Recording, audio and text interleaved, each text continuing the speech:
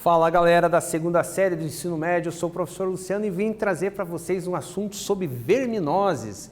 Então o objetivo dessa aula é caracterizar o que é uma verminose e como elas prejudicam a saúde do ser humano.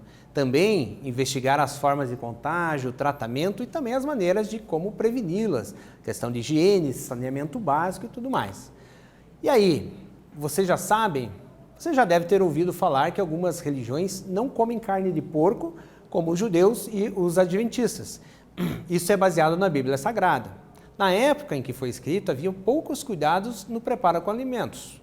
Qual seria a importância dessas orientações para esse povo? Então, existia sim uma crença, né, baseada em fatos que aconteciam e tudo mais, né, que tornavam, que acabou, né, gerando toda essa ideia, né? Então, vamos lá. A teníase é adquirida através da ingestão de carne de boi ou de porco mal cozido que contém larvas de tênia. Então, pode ser uma das explicações para essa crença, né, com relação a isso, que muitas pessoas adoeciam após comer essa carne mal passada. Da barriga grande às manchas brancas na pele, os mitos e as verdades sobre as verminoses. Essa reportagem é bem importante, você consegue acessá-la também pelo QR Code ali do lado. A criança se diverte brincando com terra, saboreando areia, quando vai ao parquinho e também engateando por todos os cômodos da casa. Além disso, basta derrubar um alimento para que, antes que seus pais percebam, recolha a comida rapidamente e coma. Então a criança não tem esses cuidados, ela não sabe, né? A gente ensina elas a lavarem as mãos antes de comer. Passamos álcool em gel quando vamos ao parque. Beleza? Então o que acontece, gente? Independente da criança estar vendo ou não, muitas vezes ela está ingerindo ovos de vermes que podem gerar algum tipo de doença nela, dependendo do tipo de verme, né? Então ela não tem esses cuidados. Então a gente vai caracterizar ali com as chamadas verminoses, que é um grupo de doenças causadas por vermes parasitas, tá? Que se instalam no organismo, através da alimentação, também a gente vai ver através da pele, né? Então temos dois grandes grupos de parasitas, né, que são os plateumintos, chamados vermes de corpo achatado, aqueles vermes como, por exemplo, a tênia, que pode crescer um monte dentro do corpo, e também temos os vermes nematóides, que tem aqueles que são de corpo cilíndrico, como o exemplo aí mais clássico, a lombriga. Muito bem, agora a gente vai passar por uns momentos ali de entender se é fato ou fake, o que seria, né? Comer carne de porco não pode comer crua, pois corre-se o risco de pegar verme. Isso é um fato ou é fake? É fato, com certeza. Então, dentro desse ciclo, né, que está falando ali da carne de porco, né, de pegar o verme em si, a gente está falando da teníase, né? Nós temos ali dois grandes grupos, né? A Taenia solium, que está associada ao porco, e a Taenia saginata, associado ao boi. E o fato de elas possuírem, né, assim, no corpo delas, né, ali o quilo que vai desencadear a doença, né, que vai passar para a pessoa, ela pode ser destruída pela própria temperatura, né, do cozimento, ou quando vai ser assado. Então, comer carne mal passada ou crua acaba sendo um indicativo, um fator predominante para desenvolver essa doença. Outra forma de contaminação. Então, nós temos aqui duas situações, né? Nós temos aqui ovos liberados da tênia, né? Ovos da tênia são liberados nas fezes humanas. Então, quer dizer, a pessoa que está ali, ela já estaria, né, supostamente com a tênia. Aí suínos e bovinos vão ingerir aquelas fezes que foram contaminadas. E aí o ser humano, ao ingerir a carne com as larvas, vai adquirir a chamada teníase. E aí, no outro caso, a gente tem o seguinte aqui, ó. Os ovos da tênia são liberados nas fezes humanas. Aí pode ocorrer a contaminação da água, do solo e dos alimentos em geral. Então, com isso, a gente entende que não é somente através da carne, também através de outros alimentos ali. E aí o homem ingere os ovos da tênia e adquire a chamada cisticercose, tá? Os ovos transformam-se em larvas da tênia e alojam-se nos músculos, no coração, nos olhos ou também no cérebro do ser humano, né? Gerando convulsões e tudo mais.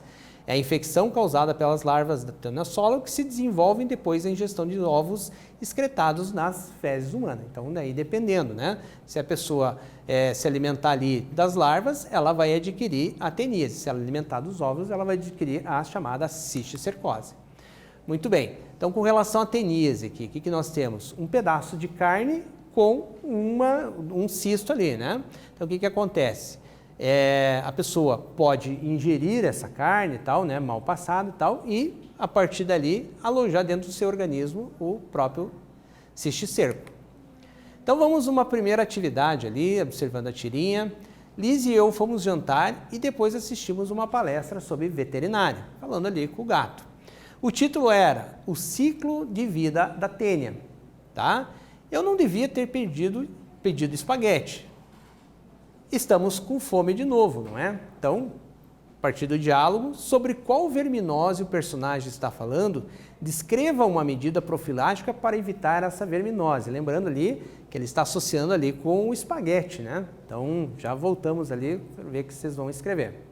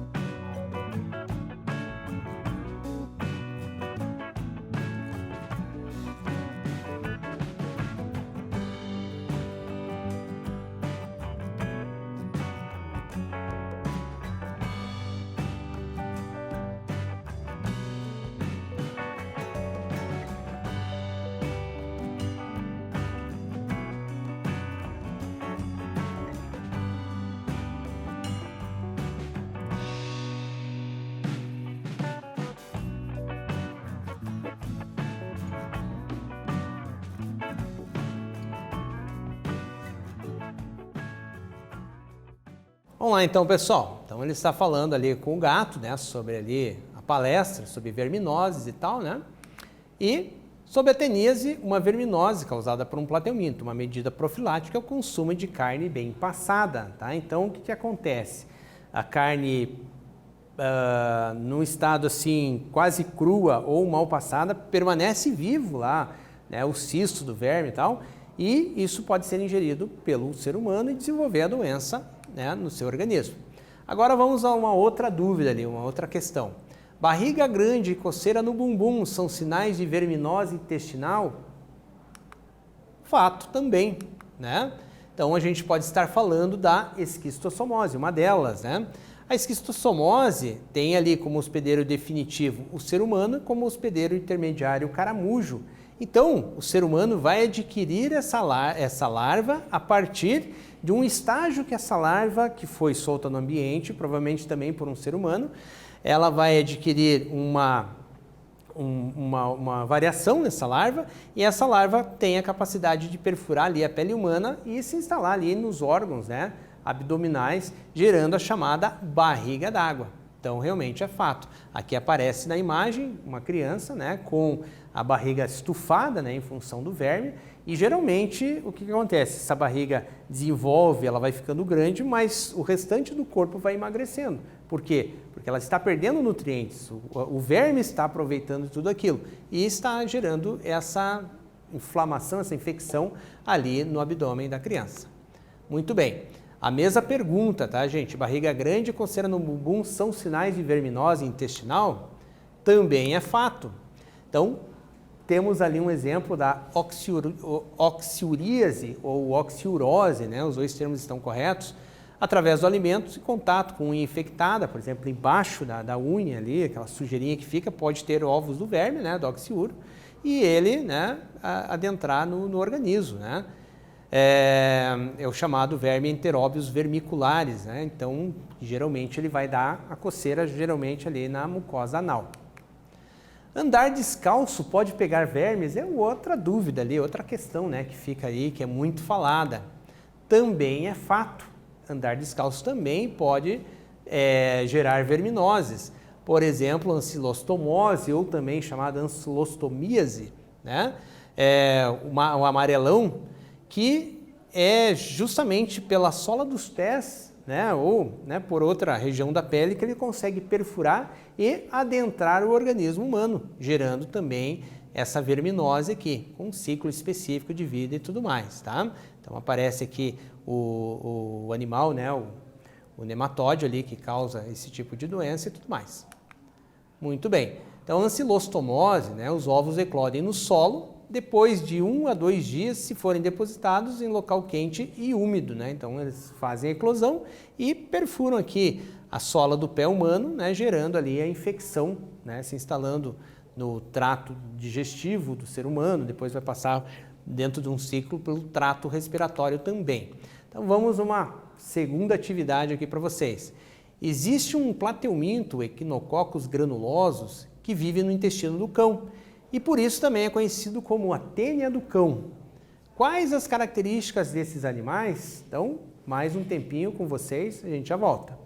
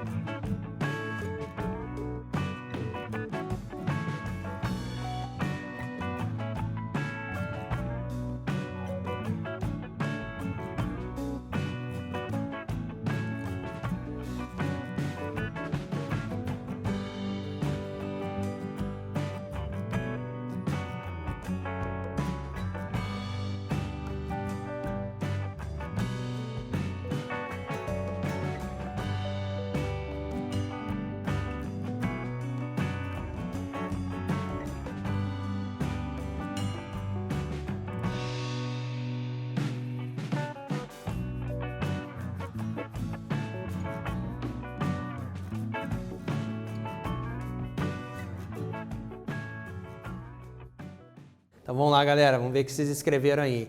Esse animal, né, esse plateuminto, né, esse verme, ele está presente, o chamado tênia do cão. Mas vamos colocar ali algumas características desse grupo de animais, né?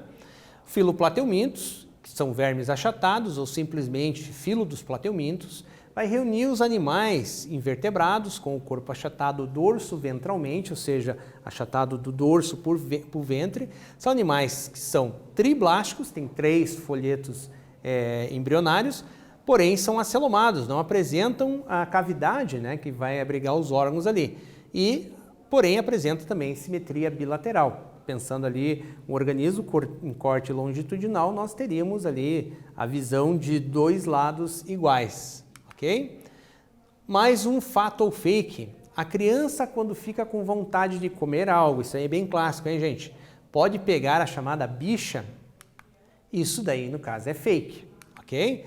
Em algum momento, a criança pode ter vontade de comer determinado alimento e até dizer que está com uma dor abdominal. Isso será apenas uma tentativa de ganhar o que pediu. Pode ser ali uma tentativa psicológica da criança em ganhar os pais, né? Uma verminose pode ocorrer quando há ingestão de ovos ou larvas de vermes. Aí necessariamente teria que acontecer essa ingestão das larvas. Porém, a criança já pode estar, talvez, com uma verminose, ela já pode estar, e a própria falta de algum nutriente no corpo dela já começa a dar aquela vontade de ingerir outros alimentos que teriam aquilo que ela estaria precisando. Então são os 2 lados ali da questão. Mas o fato dela dizer que está com vontade de comer para simplesmente ganhar, ou ainda mais se ela aprender a dizer estou com dor de barriga, os pais já ficam apavorados e já providenciam para a criança. Então, é uma forma de ganhar muitas vezes, né? Então, nós temos ali o ciclo das caridíase, tá? As fezes da pessoa contaminada com ovos de lombriga, então essa pessoa está contaminada, tá? Os ovos ficam no solo ou na água, né? Pode contaminar hortaliças e frutos, né? Também a água do local. E ao ingerir os alimentos mal lavados ou mal cozidos, essa pessoa pode se contaminar e vai continuar o ciclo a partir dali. Ok? Aqui uma imagem com algumas ascaris lumbricoides, lembrando que elas têm dimorfismo sexual do macho para a fêmea. O macho é um pouco menor, com um encurvamento na porção posterior do corpo, a fêmea um pouco maior, não tem esse encurvamento. E vamos para uma terceira atividade. Segundo dados da OMS, mais de 1,3 bilhão de pessoas no planeta estão infectadas pelo ancilóstoma, e 65 mil morrem devido à anemia associada a essa doença. Popularmente conhecida como amarelão, a enfermidade tornou-se célebre graças a Monteiro Lobato, quando esse criou o personagem Jeca Tatu, que era um caipira chamado por todos de preguiçoso, sempre pálido, mas que ao se descobrir doente de amarelão, trata-se, cura e torna-se um fazendeiro rico. Por que o Jeca Tatu tem, entre aspas, a preguiça e tem a coloração amarelada? Explique a sua resposta. Então a gente já volta aí para ver o que você vai escrever.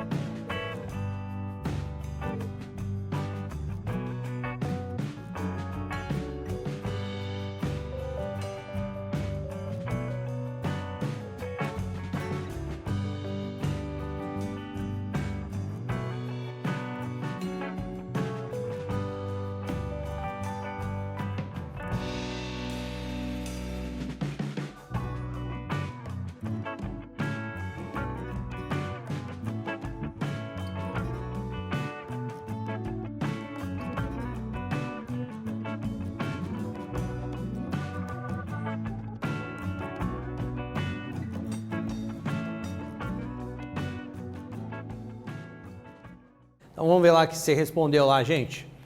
Porque ele estava fadigado e amarelado pela doença que causa sintomas como, por exemplo, febre, cansaço, coloração amarelada, fraqueza, dor muscular e tosse, que são características ali do amarelão. Lembrando que o amarelão é um verme, né, que ele adquiriu ali provavelmente pela sola dos pés. Medidas preventivas, então, de um modo geral. Lavar as mãos com frequência, lavar adequadamente os alimentos, principalmente aqueles que vão ser consumidos crus, como por exemplo, frutas e legumes, manter sempre as unhas cortadas e limpas, evitando, né, que ele se aloje embaixo das unhas, evitar andar descalço, beber água filtrada ou fervida e também evitar o consumo de carne crua, lembrando que são medidas gerais, né, preventivas.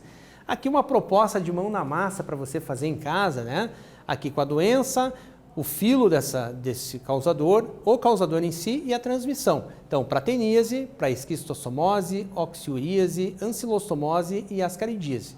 Algo para você fazer aí com o tempo na sua casa. Um pouquinho de história, né? Nós temos aqui a Marginal Pinheiros, tal, e precisava da bola de feno. Qual o significado dessa tirinha? Popularmente, ela é chamada de solitária, pois o hospedeiro porta apenas um verme adulto, tá? Então, só colocando ali o significado disso aqui. Então, o que nós falamos nessa aula? Sobre as principais verminoses, as formas de contágio, tratamento e as maneiras de preveni-los, como, por exemplo, higiene e saneamento. Então, gente, algumas dúvidas você pode tirar revendo essa aula, né, buscando no livro didático ou mesmo com o seu professor. Eu espero que vocês tenham gostado e até uma próxima. Valeu!